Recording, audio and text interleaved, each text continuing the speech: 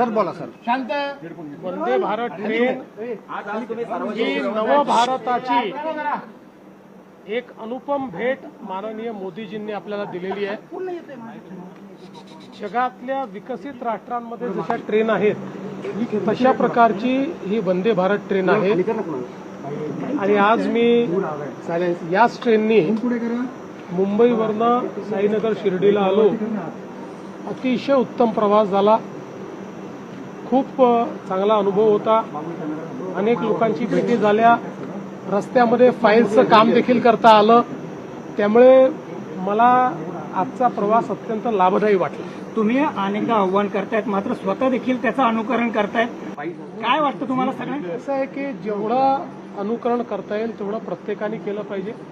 माझाही हा प्रयत्न आहे की जिथे जिथे शक्य आहे त्या त्या ठिकाणी आपण माननीय प्रधानमंत्री मोदयांनी जे काही आव्हान केलं आहे त्या आव्हाना अनुरूप आपण काम करावं. कारण आपण केलं तर लोकांना देखील करण्याची एक इच्छा तयार होते. तोच माझा प्रयत्न आहे. भक्ती पाठोपाठ कुठेतरी महाराष्ट्राच्या ग्रामीण भागामध्ये पेट्रोल डिझेल मिळत नाहीये, रांगा लागत आहेत आणि कुठेतरी या संदर्भात मी कालच सगळ्या जिल्हाधिकाऱ्यांना आणि विभागीय आयुक्तांना सूचना केलेल्या आहेत. त्या त्या ठिकाणी शेतकऱ्यांना जो काही डिझेल लागेल ते उपलब्ध करून द्या. पण शेतकऱ्यांच्या नावाखाली जर कोणी साठेबाजी करत असेल तर त्याच्यावरही लक्ष ठेवा. कारण काही भागांमध्ये अचानक 20 ते 30% डिझेलचं मागणी, पेट्रोलची मागणी वाढल्याचं दिसतंय. त्यामुळे दरवर्षी आपल्याला किती लागतं याची आपल्याला माहिती आहे. त्यात अचानकपणे जर 20-30% वाढत असेल तर त्यात काहीतरी गडबड देखील असण्याची शक्यता आहे. म्हणून शेतकऱ्यांना त्रास होऊ नये अशा दृष्टीनं त्या ठिकाणी काही ना काही उपाययोजना करण्यास सांगितलेल्या आहेत. काही ठिकाणी जिल्हाधिकाऱ्यांनी RC बुक बघून त्यांना डिझेल देणं सुरू केलेलं आहे. मला असं वाटतं की आपण ते करण्याचा प्रयत्न करू.